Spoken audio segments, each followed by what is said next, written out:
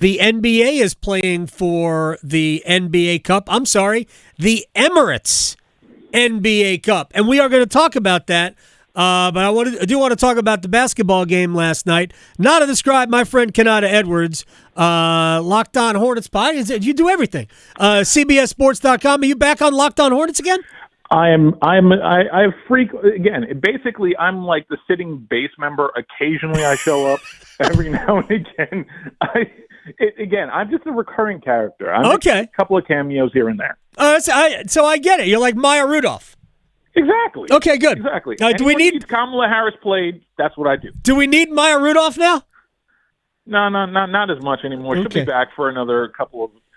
She'll be back for a few other things, but for the official thing, I don't think we need her anymore. Nata Edwards is joining us here. Nata the Scribe on Twitter. I apologize I just made myself upset. All right, we're going to get to the Emirates NBA Cup in a second. You do the Ion College Basketball podcast with Gary Parrish and Matt Norlander. I didn't want to at Gary. The fact that you would drop Duke for 8 spots in the rankings after they just decided not to shoot yesterday, to me is preposterous, but it doesn't matter. What was your takeaway from the game last night? I still think Duke's going to win the ACC by multiple games. Last night was one of those things where it's a setback, but it'll be a learning lesson. I do think that Duke was the better team, and for a good 38 minutes of it, they were the better team. They had multiple brain farts. I did not like the way Shire used his timeouts because there should have been a timeout left in the chamber for when a late game situation like that happens. It's a learning lesson. I think that was more about Duke playing grown men than much more about like that being Kentucky. There are 3-point defense issues that I think they're going to get handled, but for the most part, I think it's a small learning lesson, and I'm glad we're not making this ACC narrative gate out of the gate right now. Not yet. It'll happen. We're not. We would never make it about Duke anyway. Well, fair. But I would also say that not yet. Remember, that's the other national college basketball podcast. The Ion College Basketball podcast doesn't necessarily get into ACC narrative gate unless we start getting closer to February, at least. All right. Well, which is the other podcast that I don't want to listen to? Get mad at? No. Okay. We're not doing that. I'm not promoting another podcast on your airwaves. No, thank you. Gotcha. That's fine. The Ion College Basketball podcast is plenty, and that is a great one. The narrative about grown men is real. Andrew Carr has now played 5 times against the Duke Blue Devils in his career. The last 4 came at Wake Forest, and by the way, Carr has scored in double figures in all 5 of those games.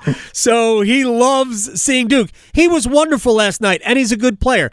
I love, and we're not in Lexington, Kentucky, so I'm not going to sit around here and wax poetic about Kentucky, but I loved the fight with which they played. Mm-hmm. There is a grittiness about that group. Again, I only saw them for the first time, and who knows how many other times I'll watch them this year, but I enjoyed the way they just kind of dug in and battled and fought to win that. But your initial point, I thought Kentucky was the better team in the 2 areas that allowed them to win. In the first 2 minutes of the second half, where they forced a couple of Duke turnovers and some bad shots, offensive rebounds, and then in the last 2 minutes. Yeah. I thought in those 2 moments, Kentucky was the better team, and I think for the other 16 minutes of the second half, it's not a blanket. There will be pockets where Kentucky made shots and played good defense, but for the most part, that was a lot about Duke missing. Yes. That was a lot of Duke not executing. That was a lot of Duke's best player being 17 years old and still trying to figure this out on the fly. Cooper Flag, 17? Yeah. Yes. He's no not way. 18 into. Yeah, no, exactly. I haven't heard this. I wish they would have said it last night. I wish Twitter would have reminded me that Cooper Flag was 17. This is the first I've heard of it. Are you sure? Oh, very, very, very certain about this. Okay, thank you. Thank you very much. I appreciate you so much, Adam. I mean, we get it. He's an amazing player. If he's not the first pick in the draft, maybe it'll be Ace Bailey or Ron Harper's kid. I mean, there's some great players coming out. But Cooper Flagg's an amazing, amazing talent. But he had 26 and 15 as a 17-year-old. Like that's the crazy part to all of this. He still had 26 and 15, and it probably ends up with 30, at least a smooth 30, if he just does the right basketball plays and doesn't short circuit. Just basically late. So think about that. He almost put 30 on grown men and really doesn't have a jumper yet. That's the one thing I worry about him. Like honestly, that's the one thing I worry about with him. Because at some point, someone's going to get the message, hey, Cooper can have that three-point shot. Give him that all day. Right. The minute he starts driving, that's when he becomes a lot more dangerous. So as long as he gets the jump shot right, that man is as dangerous as he wants to be. That said, I still think Knippel didn't show up late, and I think that's what bothers me more about what happened with Duke last night. He was 1 for 8 from 3. Knippel isn't going to shoot. He's actually shot poorly in I think 2 of the Duke's first 3 games. Duke shot 17% from 3-point range yesterday. They were 3 of 12 in the first half, and somehow got worse. 1 of 11 in the second half. If they shoot 30% from 3-point range, they win the game. And comfortably. I was going back and forth with, I don't know if a mutual friend or not, but Mike Corsi of the Sporting News this morning, because I watched the game this morning. I was looking for all the things I saw on Twitter last night, all this great defense that Kentucky played, and at times they played good defense. But man, there was just so many open looks, layups that were missed by Duke as well, and maybe part of that is rushing a little bit because maybe they felt some pressure. But Duke left a lot of points out there on the court. The truth of the matter is that if you played this game today, everything being the same, Duke might win that game by 15. Duke wins this game 8 out of 10 times. So let's be real here. Like at minimum, they win 8. Maybe they win 9. I love that Mark Pope got his first signature win, and it no longer looks like it's 1996 in Lexington, thanks to John Calipari. Thankfully, he took that to Arkansas, where it always looks like it's 1996 or something like that. So I'm glad he took it there. Yeah. But I'm happy for the Kentucky fans that said Duke wins that game 8 out of 10 times if they just execute right. And this is going to end up being one of those stepping stone games to where I would not be shocked if they go to Arizona next week and they blow the doors off of Arizona just to make a statement. Yeah, it could be. Arizona took Duke to the woodshed back here last year. Nata Edwards at Nata the Scribe on Twitter. I want to leave this, but I'll just close this way. I think that there's more to give from the 2 Duke guards, and I say that Cooper Flagg and Knippel are guards, but Proctor and Foster. I thought Proctor played a great first half and then was essentially, he wasn't even utilized. I'm not even sure he handled the ball, to do anything other than facilitate a pass back to Cooper Flagg in the second half. But I think John Shire was just playing the long game. Let's see how this works. I think they'll self-scout and they'll decide what kind of usage rate they want from Proctor or Foster.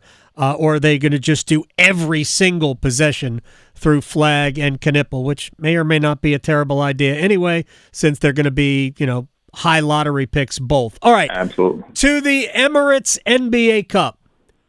Are you in favor of this? Because I dig it. We're going to crown a champion in early December. So what? Like in a month, we're going to crown a champion of this. I love that LeBron and the Lakers won the first one. Do you dig this or no? Of course I love fun. Like, we're getting games that quite literally are increased in the intensity. I'm not saying we're getting playoff intensity, because playoff intensity in November and December do not match. But you're getting games that actually matter. You're seeing, like, Portland. Look at what Portland did last night. Like, that's the kind of stuff that you don't necessarily get in normal regular season games, and you're getting stuff like that. Look at the Atlanta Hawks, who basically, for the second half, took the Celtics to the woodshed. Now, granted, a lot of that is on the Celtics for basically going brain neutral for a little bit. But for the most part, like, this is intense games. Again, you're putting the one thing we know about these NBA players is that they are extremely competitive. And the other thing we know is when there's money involved, and there's a prize involved in this, they get super competitive. So of course they're going to love this. I love the fact that we're getting really competitive basketball out of the gate. And unless you hate the courts, and some of them are indefensible. Yeah. Some of those are indefensible. But the game itself is better than what you normally get at this point in the season. I think we could do, like different uniforms, like different themed uniforms. I think we should do that. But I don't. The courts, we don't. We don't need that. It's some of the courts are bad. It's abusive. Again, some of the courts are bad, but also at the same point, you do need a signifier to say, hey, this is different than normal regular season games. And you can't necessarily assume competence among the average consumer. So I get why they make a bold statement to say, this is radically different from every other regular season game. By the way, the added pressure certainly rattled Eric Spoelstra, who called a timeout he didn't have, and they lost to the Pistons. Quickly back to the Celtics, did you consider, Nata, that the Celtics might have thought it was game 2 of a playoff series? Probably. Because this is what normally happens in game 2 of a playoff series. They just completely go to sleep. Either that or Joe Mazzulla only watched The Town like once that day instead of 3 times that day. Is there a group of death? Because in every World Cup, there is a group of death. Is there a group of death for you among the 6 different groups of group play in this Emirates Cup? Not really. Last year was worse. Last year was worse because you had the Knicks, the Bucks, and the Heat, and the Hornets, ironically, in one group. So it wasn't that bad. They've balanced it out a little bit better this year, especially out west. So I don't think there's that group of death this year where it's just, oh man, the winner's going to be 2-2. Now, I think it's pretty balanced. I think we're going to get to Vegas with 4 very, very interesting teams. I don't think Milwaukee's going to be amongst them because they have their own little issues. I don't think the Lakers are necessarily going to get there to defend their NBA Cup. I have questions and concerns about the entire roster, but I do think we're going to get a really interesting Final Four out of this group at this point. Yeah, I think so too. I like West B because OKC, Phoenix, the Lakers. I don't know if Utah's any good. By the way, San Antonio. Our best to Greg Popovich, who had a mild stroke today or yesterday, as he's recovering from his illness. Love to, you forget he's been around for so long in this. Let me ask you real quick about the Bucks before we say goodbye to Gold Nata Edwards. There's apparently some conversation about trading Dame Lillard. I don't know who would trade for Damian Lillard, but I thought that they were going to trade Giannis.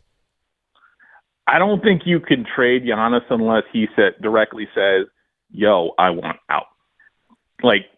Honestly, the only way you think about trading Giannis is if Oklahoma City, with their treasure trove of picks from basically every team in the league, if they came up and said, I'll give you 4 of these picks for the roster spots that we don't necessarily have for Giannis and a bunch of cap filler, that's the only team I could see that could say, hey, we can trade for Giannis and Milwaukee not look like absolute fools. But trading for Dame Lillard, that feels like something Miami's going to do, quite honestly. He doesn't help you win? No, he doesn't. But at this point, you see what Miami is right now. They're a shell of themselves. And that seems like a move that a Miami would do. And because they're always wanting to seek to be relevant. And, there are a couple of picks out there, including in Charlotte, that are unprotected in the next few years that you don't necessarily want to give up the first pick in the draft for. Man, if I'm a team that wants to win in the NBA, Damian Lillard isn't the guy I want unless Lillard will accept just leading my second unit. That to me, like I'd almost has Lou Williams left Magic City yet? Because to me, I'd rather have like a Lou Williams type than a Damian Lillard type. I just don't think Damian is a player who will help you win. I love Dame, but nah, Remember that you're talking about a top 75 player of all time. Remember? I understand. I understand. That's the thing. Yeah. It's crazy to think that guy has fallen off that far, but at this point, he can't defend me or you. He can't. That's it. And quite literally, the offense that he provides is no longer worth the defensive liability he's been, which is a very, very, very that's just a horrible indictment of a guy at this point. All right, man. Gold Nata Edwards at Nata the Scribe on Twitter, my friend. I will talk to you very soon. Best to Gary and Matt and others, and I will talk to you later. Absolutely. We got to talk hot stove, Mets hot stove next. No, as soon as they sign Soto, we're on it. Well, as soon as they re-sign Alonso, I don't think Soto's coming. Yeah, we'll talk about it later. Exactly. All right, man.